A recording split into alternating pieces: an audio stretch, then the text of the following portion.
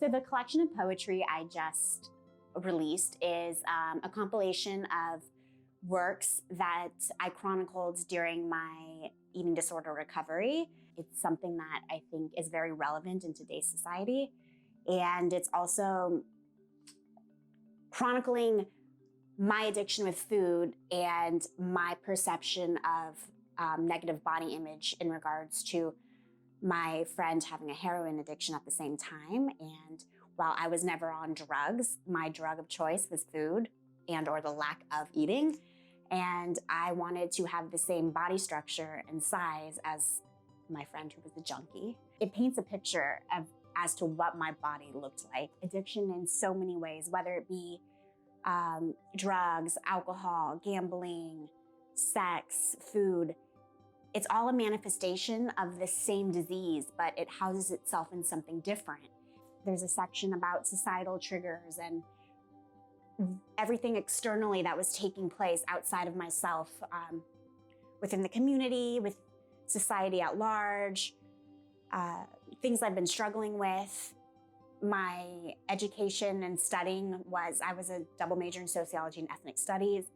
And so just like questions of identity that kept coming up for me. So there's a whole chapter on societal triggers and questioning societal norms.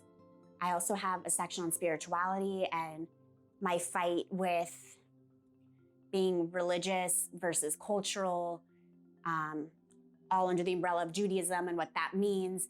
This book was written between the ages of 23 and 24, and it's all poetry about all of this stuff and all of that's relatable to anyone who picks it up. They can find something in this book that they can connect to. It was a challenging time, but also extremely relevant and a timeless message and timeless story that a lot of people could probably relate to. It was natural for me to write out all of my feelings while I was going through this process. When I have an idea, within 10 to 15 minutes, the entire piece is written. I just go.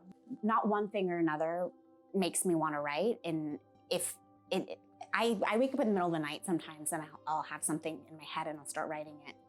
Or even before I had an iPhone, I would have a tape recorder in my car and I would just talk into it if something came to me in my head while I was driving. So I don't have a specific time, it just happens when it happens. I've always been very creative, very unique.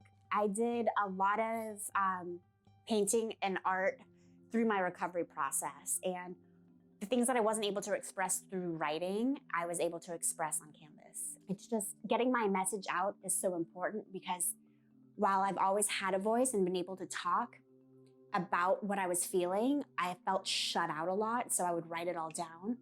I teach kids with autism, and a lot of children I've worked with are nonverbal. So many people don't necessarily have the words and have the means. And not that I have the means, but I have the voice and I want to just help as many people as I can.